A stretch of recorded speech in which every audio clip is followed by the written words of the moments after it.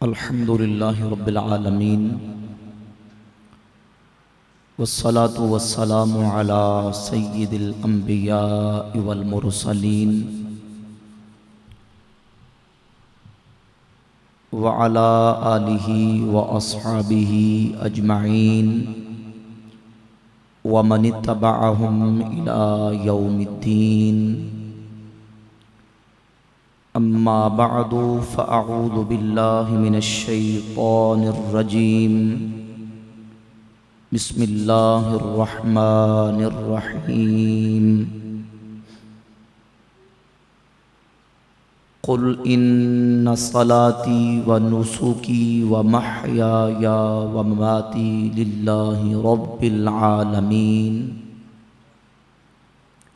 وقال اللہ تبارک و تعالی فی مقام آخر وَلِكُلِّ أُمَّةٍ جَعَلْنَا مَنْسَكًا لِيَذْكُرُوا اسْمَ اللَّهِ عَلَى مَا رَزَقَهُم مِّن بَهِيمَةِ الْأَنْعَامِ صدق اللہ العظیم وصدق رسولہ النبی الکریم الامین الرؤوف الرحیم ان اللہ وملائکتہ یصلون علی النبی یا ایہا الذین آمنوا صلوا علیہ وسلموا تسلیما الصلاة والسلام علیک یا سیدی یا رسول اللہ وعلی آلک واصحابک یا حبیب اللہ الصلاة والسلام علیک یا سیدی یا نبی اللہ وعلی آلک واصحابک یا سیدی یا رحمت للعالمین مولا صلی وسلم دائما ابدا علی حبیبک خیر الخلق کلہم هو الحبیب الذی ترجى شفاعته لكل حول من الاحوال مقتحم یا رب بالمصطفى بلغ مقاصدنا واغفر لنا ما مضى یا واسع الکرم۔ حمد و صلاۃ کے بعد معزز و محترم سامعین و حاضرین، اسلامی سال کا آخری مہینہ ماہ ذو الحجہ شریف کا پہلا عشرہ رواں دواں ہے۔ اس عشرے کی اور اس مہینے کی مناسبت سے انشاءاللہ تعالی جو آیات طیبات میں نے پڑھی ہیں، انہی آیات اور نبی کریم صلی اللہ علیہ وآلہ وسلم کی احادیث مبارکہ کی روشنی میں آج کی گفتگو ہوگی۔ ماہ ذو الحجہ کا مہینہ نہایت عظمت و شان اور فضیلت والا مہینہ ہے۔ اسی مہینے کے پہلے عشرے میں حجاج کرام حج بیت اللہ کی سعادت حاصل کرتے ہیں، اور اس مہینے کا بالخصوص پہلا عشرہ بڑی فضیلت اور عظمت والا ہے۔ نبی پاک صلی اللہ علیہ وآلہ وسلم نے ارشاد فرمایا کہ اس عشرے کے اندر، ان 10 دنوں کے اندر کیے گئے نیک اعمال اللہ رب العزت کی بارگاہ میں بہت زیادہ پسندیدہ ہیں۔ صحابہ کرام رضی اللہ تعالی عنہم نے عرض کی، یا رسول اللہ صلی اللہ علیہ وسلم، کیا جہاد سے بھی زیادہ یہ عمل فضیلت رکھتا ہے؟ تو آپ صلی اللہ علیہ وآلہ وسلم نے فرمایا، ہاں، جہاد سے بھی زیادہ اس عشرے میں کیا گیا عمل اللہ رب العزت کی بارگاہ میں بڑھ کر محبوب ہے، ہاں، سوائے اس شخص کے جو اپنے مال اور جان کے ساتھ میدان جہاد میں گیا اور پھر کچھ بھی واپس لے کر نہیں آیا، یعنی اپنا مال بھی اور اپنی جان بھی راہ خدا میں اس نے قربان کر دی۔ اس کے علاوہ باقی جو شخص میدان جہاد میں جا کے لڑتا ہے، جہاد کرتا ہے، تو اس کے جہاد سے بھی افضل ہے ان 10 دنوں کے اندر نیک اعمال کرنا۔ اور نیک اعمال میں سے روزہ، جو عرفہ کا روزہ ہے، یہ نفلی روزوں میں سے، سب روزوں میں سے سب سے زیادہ افضل عرفہ کا روزہ ہے جو کہ اسی ذوالحجہ شریف کے پہلے عشرے میں رکھا جاتا ہے، اور اسی عشرے کے اندر بالخصوص ایک نیک عمل قربانی جیسا اپنا مال راہ خدا میں قربان کرنے کا جو عمل ہے، یہ وہ عمل ہے کہ جو پوری دنیا کے جہاں جہاں کہیں مسلمان آباد ہیں، مسلمان اس عمل کو کرتے ہیں اور ثواب اور اللہ رب العزت کی بارگاہ سے اجر حاصل کرتے ہیں۔ پوری دنیا کے اندر مسلمان بحمد تعالی قربانی جیسا یہ عمل ادا کرتے ہیں، اور اللہ رب العزت جل شانہ کی بارگاہ اقدس میں اس بات کا اظہار کرتے ہیں کہ یا رب کریم، آج تو نے ہم سے ہمارے مال کی قربانی کا مطالبہ فرمایا، تو ہم تیرے حکم پر اپنے مال کی قربانی یعنی جانور خرید کے اس کو تیری راہ میں اس کا خون بہاتے ہیں اور تیری راہ میں ہم اس کو قربان کرتے ہیں۔ اگر ہمیں تیرے حکم پر تیرے دین کی سربلندی کی خاطر اپنی جان بھی قربان کرنی پڑی تو ہم تیرے دین کے لیے تیرے حکم پر اپنی جان بھی قربان کرنے کے لیے تیار ہیں۔ بحمد تعالی ساری دنیا کے مسلمان قربانی جیسا عظیم عمل کرتے ہیں، لیکن قربانی کے حوالے سے بھی ہمیں بہت سارے چیلنجز درپیش ہیں۔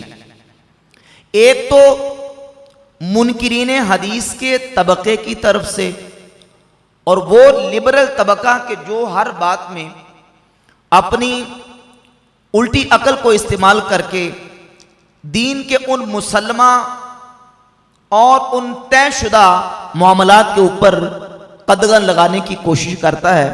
منکرین حدیث جب دیکھتے ہیں کہ پوری دنیا میں مسلمان اپنے جانور قربان کرتے ہیں اور اللہ کی راہ میں اپنی اس عقیدت کا اظہار کرتے ہیں، تو وہ دیکھ کے کہتے ہیں دیکھیں جی، یہ قربانی جو ہے یہ پیسوں کا اور مال کا ضائع کرنا ہے، اس سے کتنا پیسوں کا ضیاع ہوتا ہے، مال کا ضیاع ہوتا ہے، اور اس سے تعفن پھیلتا ہے، بدبو پھیلتی ہے، اور پھر اس کے فسادات اور اس کے مضرات جو ہے وہ بیان کرنے شروع کر دیتے ہیں، اور پھر یہ دعویٰ بھی کرتے ہیں کہ نعوذ باللہ کہتے ہیں جی کہ قربانی کا تو کہیں قرآن میں ذکر ہی نہیں ہے۔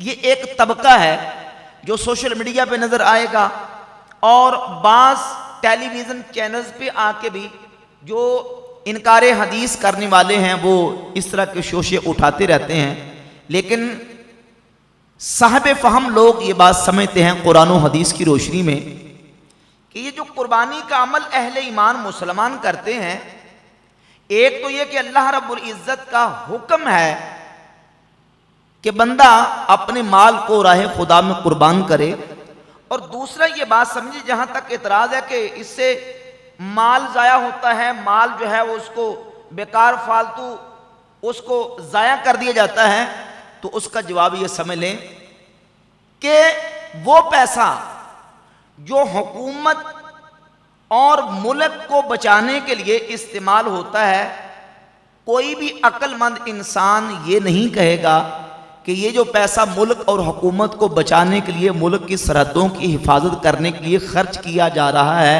یہ پیسہ برباد ہو رہا ہے۔ کیوں؟ اس لیے کہ اگر ملک ہی نہیں رہے گا تو پیسے کو لے کے کیا کریں گے؟ تو اب یہ سمجھیں کہ اگر کوئی بندہ یہ کہے کہ پیسہ لگا کے تو اس کو ضائع کیا جا رہا ہے، تو یہ ضائع نہیں ہے، یہ پیسہ خرچ کرنا اپنے ایمان کی حفاظت کرنے کے لیے ہے۔ کیوں؟ جب بندہ مومن اللہ کے حکم پر اپنا پیسہ خرچ کرے گا، اپنا مال خرچ کرے گا، تو اس سے اس کا ایمان اور زیادہ اس کو تقویت ملے گی، ایمان اور زیادہ مضبوط ہو جائے گا۔ اور پھر قرآن مجید فرقان حمید میں اللہ رب العزت نے سورہ کوثر میں نبی پاک صلی اللہ علیہ وآلہ وسلم کو حکم دیا، فَصَلِّ لِرَبِّكَ وَانْحَرْ، پس اپنے رب کے لیے نماز پڑھیے اور قربانی کیجئے۔ قربانی کرنے کا حکم تو اللہ نے قرآن میں دیا، اب مسئلہ ہے قربانی کی تفصیلات کا۔ تو بھئی صرف قربانی کی تفصیلات نہیں، بلکہ آپ نماز کے حوالے سے دیکھ لیں، روزے کے حوالے سے دیکھ لیں، حج اور زکوٰۃ کے حوالے سے دیکھ لیں۔ نماز، روزہ، حج، زکوٰۃ کا حکم قرآن مجید میں دیا گیا ہے، لیکن اس کی تمام تر جو تفصیلات ہیں وہ نبی پاک صلی اللہ علیہ وآلہ وسلم نے اپنی احادیث مبارکہ میں بیان فرمائی۔ کوئی بھی قانون جو ہے اس کو سمجھنے کے لیے اس کی تشریح کے ہم محتاج ہوتے ہیں۔ قرآن مجید قانون ہے اور نبی پاک علیہ الصلوۃ والسلام کی احادیث سے مبارکہ اس قانون کی تشریح ہے۔ یہ نہیں ہے کہ قرآن کو سمجھانے میں اللہ کسی کا محتاج ہے۔ یوں سمجھ لیں کہ اللہ رب العزت اپنی معرفت کروانے میں رسولوں کا محتاج نہیں، لیکن اللہ نے اپنی معرفت کروانے کے لیے کائنات میں 1,00,000 کم و بیش 24,000 انبیاء کرام علیہم الصلوات و تسلیمات کو مبعوث فرمایا۔ اللہ نبیوں کا محتاج، اللہ اپنی معرفت کروانے میں نبیوں کا محتاج نہیں، ہاں ہم اللہ کی معرفت کرنے میں اللہ کے نبیوں کے محتاج ہیں۔ تو قرآن حدیث کا محتاج نہیں ہے، ہاں ہم قرآن کو سمجھنے کے لیے، قرآن کی تفصیلات کو حاصل کرنے کے لیے نبی پاک صلی اللہ علیہ وآلہ وسلم کی احادیث مبارکہ کے محتاج ہیں۔ پھر وہ کہتے ہیں جی کہ قرآن مجید میں تفصیلات نہیں ہیں، تو اس کا جواب میں نے عرض کر دیا کہ قرآن مجید میں تو نماز، روزہ، حج کی تفصیلات نہیں ہیں۔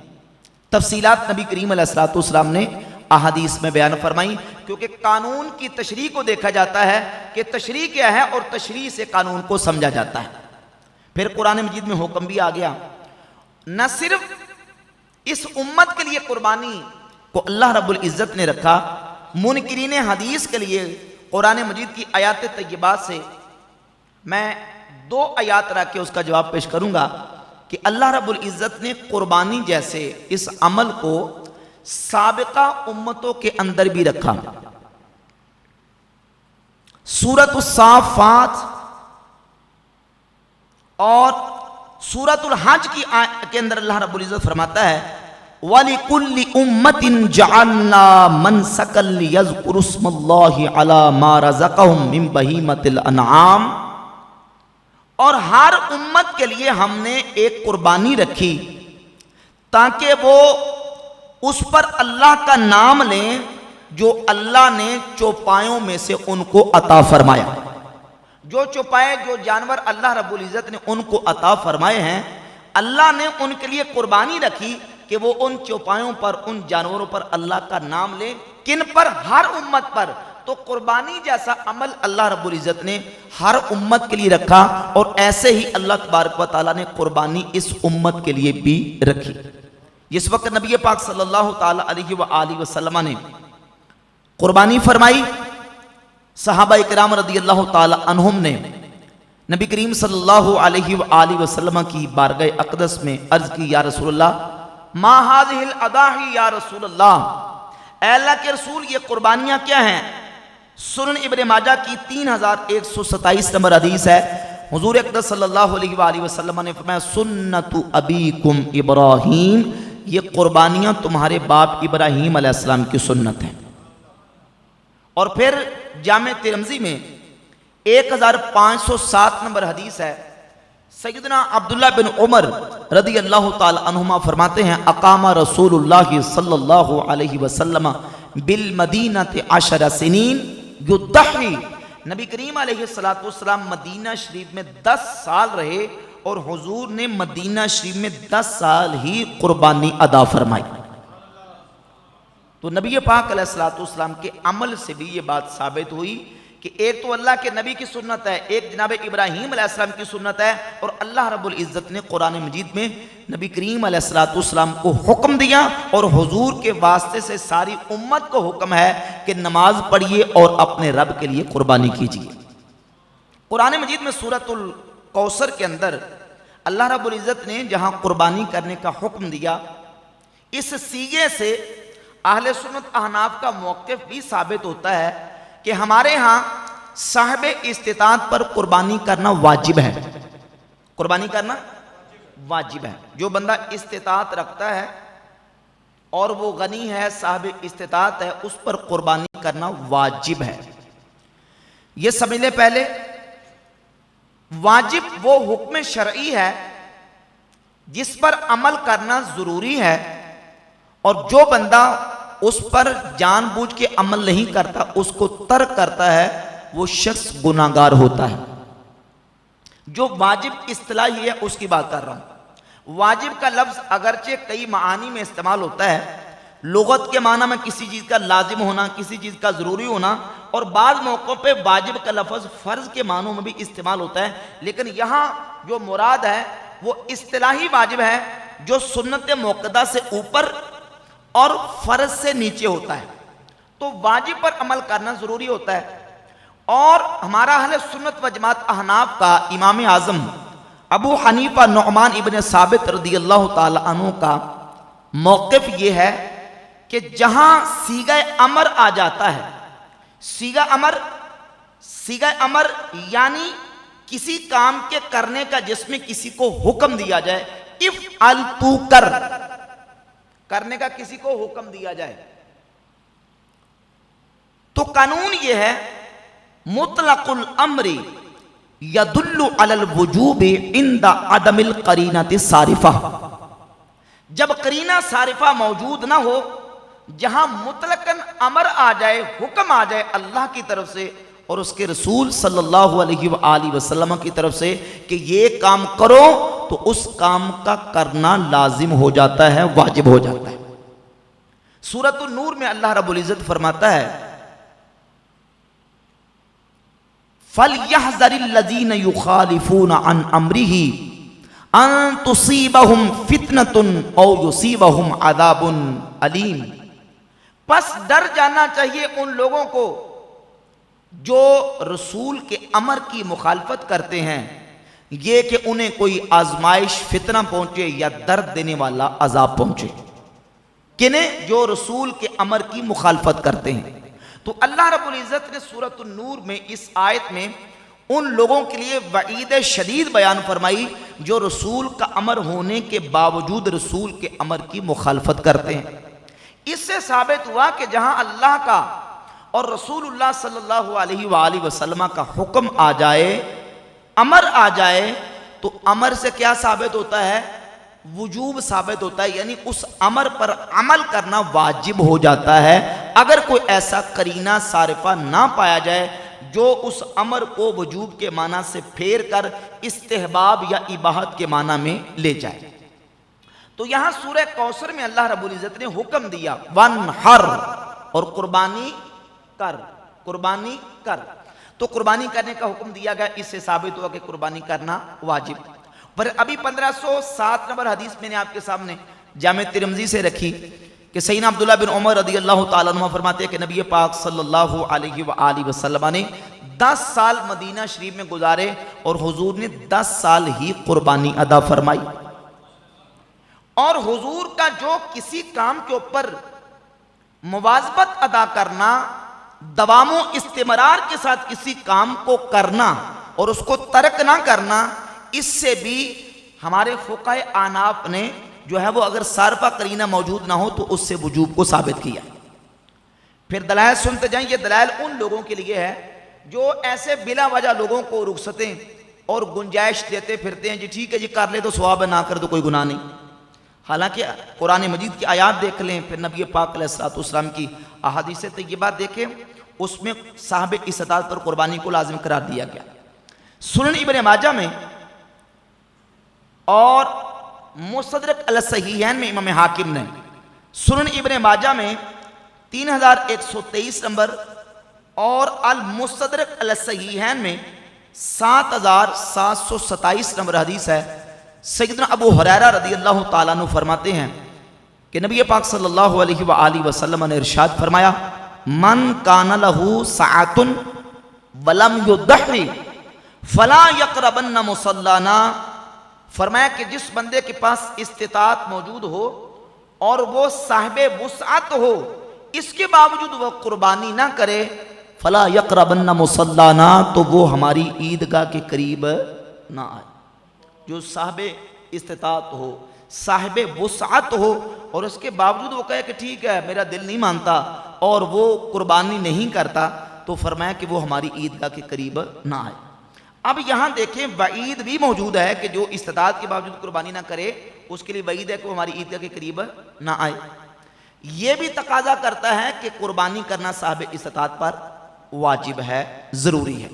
اور پھر اس کے ساتھ صحیح بخاری میں حدیث نمبر 5500 ہے، 5500 نمبر حدیث ہے، اور اس میں بھی صیغہ امر موجود ہے کہ نبی پاک صلی اللہ علیہ وآلہ وسلم نے ارشاد فرمایا من ذبح قبل الصلاۃ فلیذبح مکانہا اخری، جو شخص نماز عید پڑھنے سے پہلے اپنے جانور کو ذبح کر لے فلیذبح مکانہ اخری، اسے چاہیے کہ وہ عید پڑھنے سے پہلے کیے گئے جانور کی جگہ پہ دوسرا جانور ذبح کرے.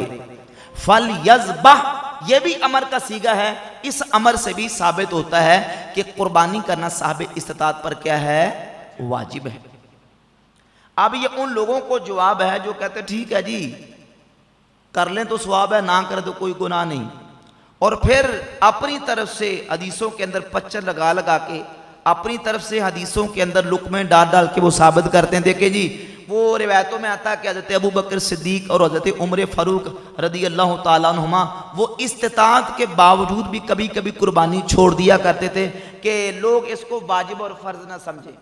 حالانکہ کوئی دنیا میں ایسی روایت موجود نہیں ہے جس میں یہ ہو کہ جناب ابو بکر صدیق رضی اللہ تعالیٰ عنہ اور حضرت عمر فاروق رضی اللہ تعالیٰ عنہ پر قربانی واجب ہو اور پھر بھی وہ نبی کریم علیہ الصلوۃ والسلام کے حکم پر عمل نہ کریں. کیا اتباع سنت نبوی کا جذبہ نعوذ باللہ ان کے اندر اتنا بھی نہیں تھا کہ وہ اللہ کے نبی علیہ الصلوۃ والسلام کی سنت کو بلا وجہ ترک کر دیں اور اللہ کے نبی علیہ الصلوۃ والسلام کے حکم کو بلا وجہ چھوڑ دیں؟ ایسی بات ہرگز نہیں ہو سکتی. استطاعت ہو اور ان کے پاس مال بھی ہو تو وہ جو ہے وہ نبی کریم علیہ السلام کے حکم پر بھی عمل کرتے ہیں، اللہ کے حکم پر بھی عمل کرتے ہیں. یہ کہنا کہ استطاعت کے باوجود وہ قربانی کو کبھی کبھی ترک کر دیتے تھے، یہ دنیا میں کوئی ایسی حدیث موجود نہیں. تو بحمد تعالیٰ یہ دلائل بتاتے ہیں کہ احناف کا امام اعظم ابو حنیفہ رحمۃ اللہ کا موقف جو قربانی کے وجوب کا ہے وہ بالکل دلائل کی روشنی میں مضبوط موقف ہے. اور اس کے علاوہ جب ہم قربانی کے جانور کے اوصاف کا ذکر احادیث سے پڑھتے ہیں تو قربانی کے جانور کی عمر کا پورے اہتمام کے ساتھ ذکر کیا گیا. کون کون سے جانور قربانی کے لیے ذبح کرنے ہیں ان کا پورا اہتمام کے ساتھ ذکر کیا گیا، اور پوری تمام تر تفصیلات اور اوصاف بیان کرنا بھی اس بات پہ دلالت کرتا ہے کہ صاحب استطاعت پہ قربانی واجب ہے. اب یہ سمجھ لیں کہ صاحب استطاعت کون ہے. صاحب استطاعت وہ شخص ہے جو جس کے پاس اگر سونے کی مد میں اس کے پاس مال موجود ہے تو 7.5 تولے سونا جس کے پاس موجود ہے، یا اگر چاندی کی صورت میں موجود ہے تو جس کے پاس 52.5 تولے چاندی موجود ہے، یا 52.5 تولے چاندی کی قیمت اس کے پاس موجود ہے، یا اس قیمت کا مال تجارت موجود ہے، یا حاجت اصلیہ سے زائد اس کے گھر میں 52.5 تولے چاندی کی قیمت کا سامان موجود ہے، وہ شخص صاحب استطاعت ہے. عید کے ان 3 دنوں کے اندر اس کے پاس اتنا مال موجود ہو وہ صاحب استطاعت ہے، اس پر قربانی کرنا واجب ہے اگر اس نے کوئی قرضہ وغیرہ نہیں دینا. تو یہ قربانی کے وجوب کے حوالے سے مسئلہ جو ہے میں نے آپ کے سامنے بحمد تعالیٰ دلائل کے ساتھ بیان کر دیا. اب قربانی ہی سے متعلقہ ایک اور مسئلہ، چونکہ یہ مسئلہ بھی بار بار ان کو لوگ ایشو بنا کے ہمارے سادہ لوگوں کے اذہان کو خراب کرنے کی کوشش کرتے ہیں، تو اس سلسلہ میں بحمد تعالیٰ ہمارے پاس ان مسائل کے دلائل اور پوری تمام تر تفصیلات کتاب و سنت سے بحمد تعالیٰ ہمارے پاس موجود ہیں. قربانی کے کون کون سے جانور جو ہیں ان کو قربانی کے لیے استعمال کیا جاتا ہے تو 4 جانور ہیں. کتنے جانور ہیں؟ 4. نمبر 1 اونٹ، نمبر 2 گائے، نمبر 3 بکری اور نمبر 4 مینڈا. جب ہم گائے کی بات کرتے ہیں تو گائے کے اندر گائے کی جتنی انواع ہیں وہ ساری کی سارے گائے کے اندر شامل ہیں. یہاں ایک مسئلہ عام طور پہ پوچھا جاتا ہے اور بعض غیر مقلدین کی طرف سے سابقہ سالوں میں تو بہت زیادہ پروپیگنڈا ہوتا تھا، آج کل ان کے بہت سارے ایسے لوگ ہیں جو اس بات کے قائل ہو گئے ہیں کہ جب گائے کی بات آتی ہے تو بھینس، جس کو عربی میں جاموس کہتے ہیں اور جاموس کی جمع جوامیس ہے، یہ بھینس یعنی بکرا، کاف دو نقطے والا، بکرا ہی کی نو ہے۔ جب ہم گائے کی بات کرتے ہیں تو بھینس گائے کے اندر شامل ہے۔ جیسے حلت و حرمت کے مسئلے میں جو گائے کا حکم ہے وہی بھینس کا حکم ہے، اسی طرح زکوٰۃ کے مسائل کے اندر جو گائے کا حکم ہے وہی بھینس کا حکم ہے۔ جتنی تعداد گائے کی زکوٰۃ کے لیے شمار کی گئی ہے اتنی ہی تعداد بھینس کی ہے، یعنی بھینس اور گائے ان تمام مسائل میں یکساں ہیں۔ اسی طرح قربانی کے مسئلے کے اندر بھی گائے جو بھینس ہے وہ گائے کے ساتھ وہ یکساں ہے، جو حکم گائے کا ہے وہی حکم ہے بھینس کا، یا کٹا جس کو کہتے ہیں، کٹے کے مسائل وہی ہیں۔ تو بھینس اور جاموس یہ گائے کی ہی قسم ہے، اور اسی طرح دمبا یہ مینڈے کی قسم ہے۔ صرف فرق یہ ہے کہ مینڈا جو جس کو چھترا کہتے ہیں اس کی دم چھوٹی ہوتی ہے اور دمبا اس کی دم بڑی ہوتی ہے۔ قسم یہ ایک ہی ہے، ایک ہی نو سے تعلق رکھتے ہیں۔ تو جس طرح گائے کی قربانی درست ہے اسی طرح کٹے کی قربانی بھی درست ہے، اور جس طرح چھترے کی قربانی درست ہے اسی طریقے سے دمبے کی قربانی بھی درست ہے۔ تو یہ جو جانور ہیں قربانی کے لیے استعمال کیے جائیں گے۔ اب آ گیا مسئلہ ان جانوروں کی عمر کا مسئلہ۔ حدیث پاک میں جانوروں کی جو عمر کا بیان کیا گیا ہے تو اس میں حدیث میں 3 طرح کے الفاظ استعمال ہوئے ہیں، مسنہ، سنیہ اور جزعہ۔ اب اس مسنہ، سنیہ اور جزعہ کا معنی جب ہم شرعی معنی اس کا دیکھتے ہیں تو فقہا نے اس کا معنی بیان کیا ہے کہ مسنہ کا معنی ہے وہ جانور اگر بکرا ہے تو سال کا ہو کے دوسرے سال کو لگ جائے، 1 سال پورا مکمل ہونے کے بعد دوسرے سال کو لگ جائے تو اس کو مسنہ کہتے ہیں۔ اور اگر ہم گائے یا کٹا یا بھینس کو دیکھتے ہیں تو وہ 2 سال کا ہو کے تیسرے کو لگ جائے تو اس پر مسنہ کا اطلاق کیا جاتا ہے، اس کو مسنہ۔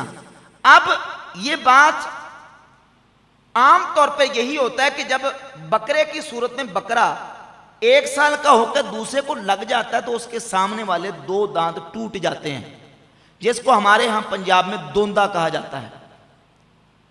لیکن بعض اوقات ہوتا ہے کہ سال کا مکمل ہونے کے بعد بھی 2 دانت مکمل ٹوٹتے نہیں ہیں۔ تو یہاں اعتبار سال کے مکمل ہونے کا ہے، سال مکمل ہو جائے اور دوسرے سال کو لگ جائے، چاہے اس کے 2 دانت ٹوٹے ہوئے ہوں یا نہ ہوں۔ البتہ 2 دانت ٹوٹے ہوئے ہوں تو پھر کنفرم ہے کہ یہ 1 سال کا ہو کے دوسرے کو لگ گیا۔ تو اب یہاں فرق یہ کرنا ہوگا کہ اگر تو وہ جانور بکرے کی صورت میں گھر کا ہے یا کوئی عادل شخص اس بات کی گواہی دیتا ہے کہ ہاں جی یہ میں کنفرم کہتا ہوں کہ یہ ہمارا جانور 1 سال کا ہو چکا ہے، دوسرے کو لگ گیا ہے، تو چاہے اس کے 2 دانت ٹوٹے ہوئے نہ بھی ہوں، 1 سال کا ہو کے دوسرے کو لگ چکا ہے تو مسنہ کی تعریف میں آتا ہے، لہذا اس کی قربانی کرنا بالکل درست ہوگا۔ غیر مقلدین کے علماء کے اس پر باقاعدہ ان کی کتابوں سے فتاوی جات موجود ہیں، جس طرح فتاوی نظیریہ کے اندر، فتاوی ثنائیہ کے اندر، فتاوی برکاتیہ کے اندر بھی اس کی تمام تر تفصیلات موجود ہیں کہ مسنہ کا اطلاق 1 سال کا بکرا ہونے کے بعد دوسرے سال کو لگ جائے تو اس پر مسنہ کا اطلاق ہوتا ہے۔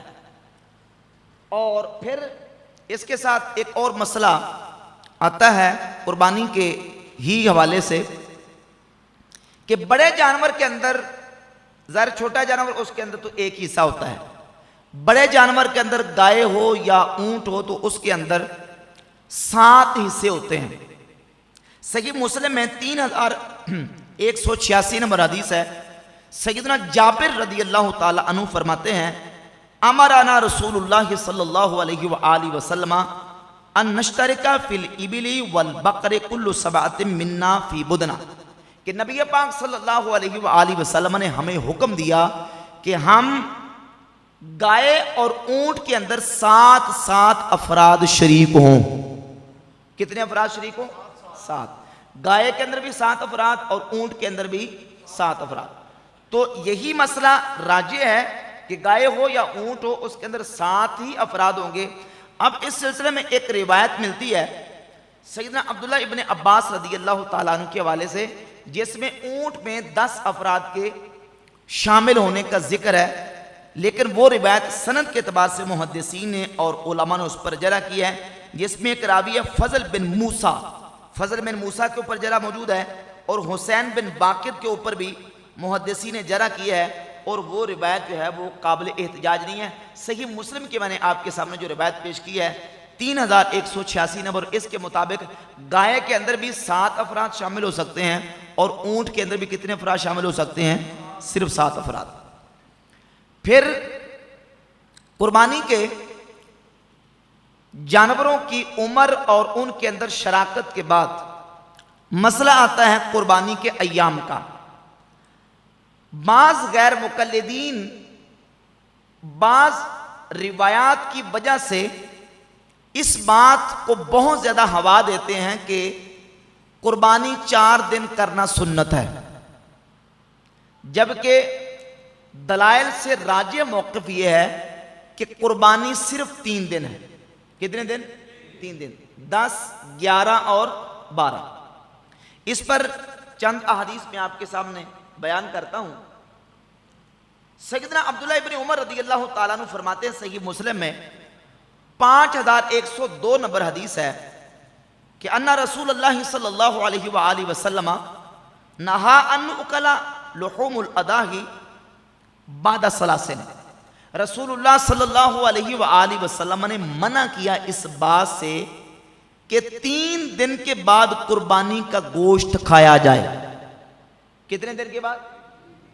اب غیر مقلدین کا ایک طبقہ وہ کہتے ہیں جی چوتھے دن بھی قربانی ہو سکتی ہے.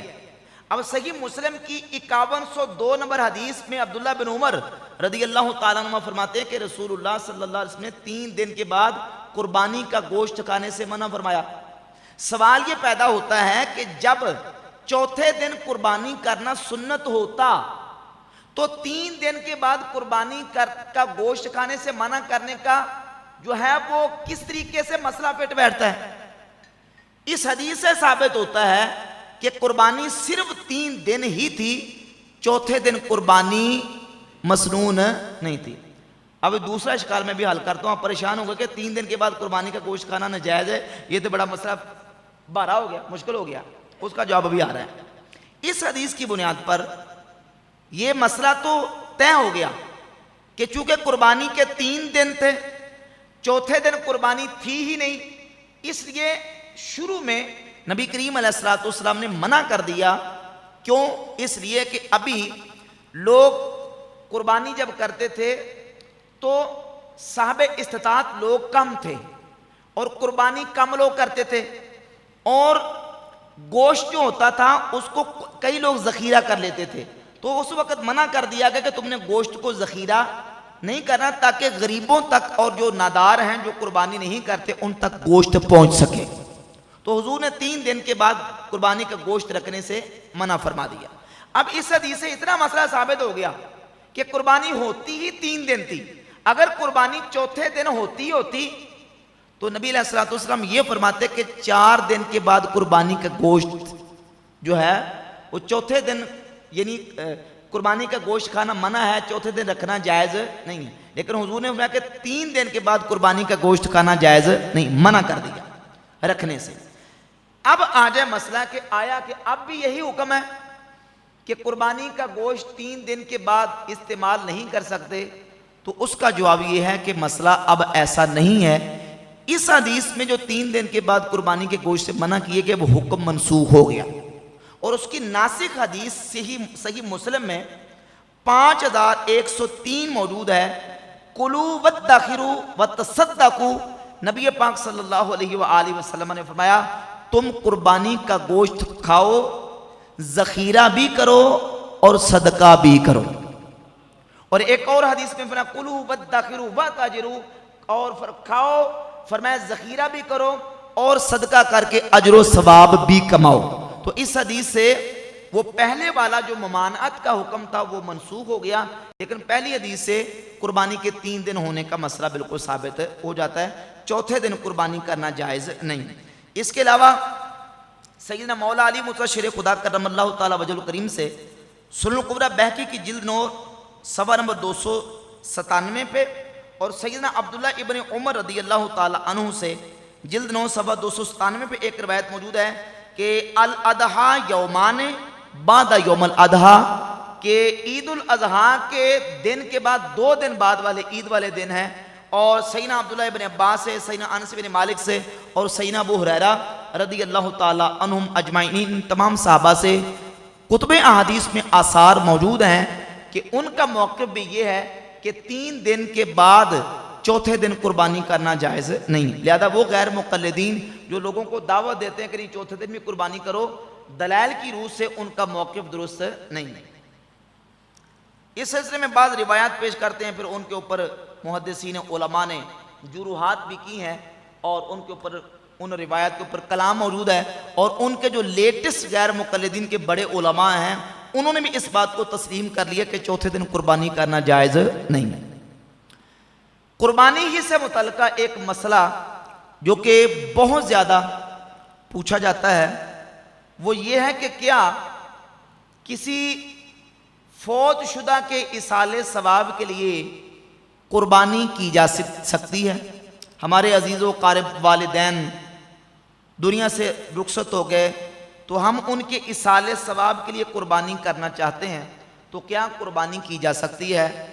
تو بے شک اپنے فوت شدگان کے لیے قربانی ثواب کے طور پر کی جا سکتی ہے، اور اس پر احادیث مبارکہ سے دلائل موجود ہیں۔ نبی پاک صلی اللہ تعالی علیہ وآلہ وسلم نے جو جانور قربانی کے لیے ذبح فرمایا، صحیح مسلم میں 5091 نمبر حدیث ہے، اور سنن ابی داؤد میں 2792 نمبر حدیث ہے۔ ام المومنین سیدتنا عائشہ صدیقہ رضی اللہ تعالیٰ عنہ فرماتی ہیں کہ رسول اللہ صلی اللہ علیہ وآلہ وسلم نے اپنے قربانی کے جانور مینڈے کو لٹایا، ثم ذبحہ، پھر نبی کریم علیہ السلام نے اپنے جانور کو ذبح فرمایا، ثم قال، پھر نبی کریم علیہ السلام نے کہا بسم اللہ اللہم تقبل من محمد و آل محمد ومن امت محمد ثم ضحى به۔